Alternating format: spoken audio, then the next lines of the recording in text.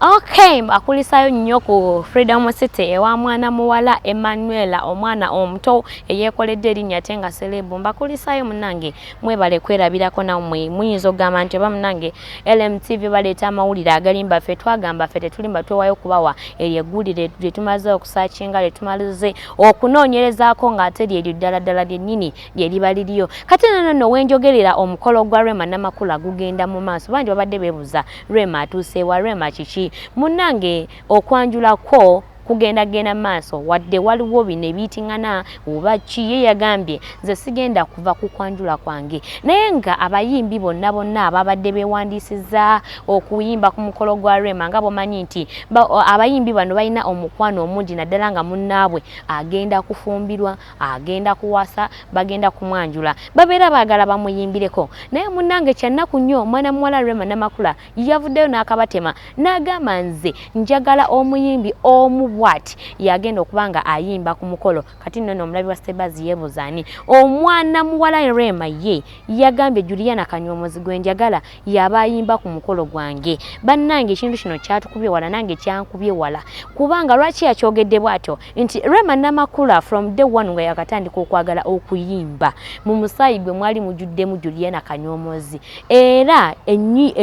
in fact n'ennyimba ze bayimba lwakuba nti bonna bali mu gundi yemu gye bayimbiramu bw'otunuulira music wa Juliana Kanyomozi n'otunya ne music wa Rema Namakula gundi RBs ze bayimbiramu yemu tosobola kwawula nti ki lwokuba nti kalira mubeeramu era akayawulo akatonotono naye erangira si njawulo nnene nnyo naye nga mwana muwala ye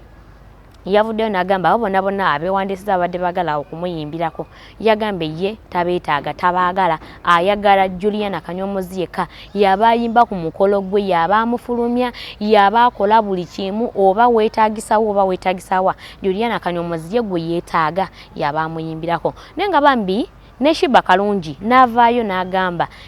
kijja kitya okubanga Rema Namakula yakoze bw'atyo kubanga tujjukira Shiba Kalungi emabega kaawo bwe yali ng'agenda okuyingira ennyumba ye yavaayo n'awandiika kaadi n'agitwalira Rema Namakula newankubadde Rema Namakula kale teyagenda ku pate ye naye yavuddeyo n'agamba nze nga namuwandikira kaadi ne muyita ku mukolo gwange ogw'okuyingira ennyumba gye yazimba e Munyonyo naye nga bambi kyamuyisiza bite kyamuyisiza bulungi nnyo nnyini ddala era kyamukubyemu kyamukubye wala kubanga eno industry music ye tubeera wamu tuba tulina okweyagaliza naye yavuddeyo n'agamba ye tannaba na kumuyita ku mukolo gwe ng'ate ye bwe yazimba ennyumba yatwala obuvunaanyizibwa n'ayita Rema Namakula naye ate Rema Namakula ye tatute buvunaanyizibwa kuyita Queen Shiba ku mukolo gwe oba okugamba nti Queen Shiba naye agenda kubeera omu kwabo ku bayimbi naye nange ekintu kino in fact okwogera amazima tekimpisizza bulungi Rema Namakula bw'atyo si bwe yandibadde alina okukola kyeyandibadde alina okukola yandibalese nga bwe twalaba Kasarwini Kusaasira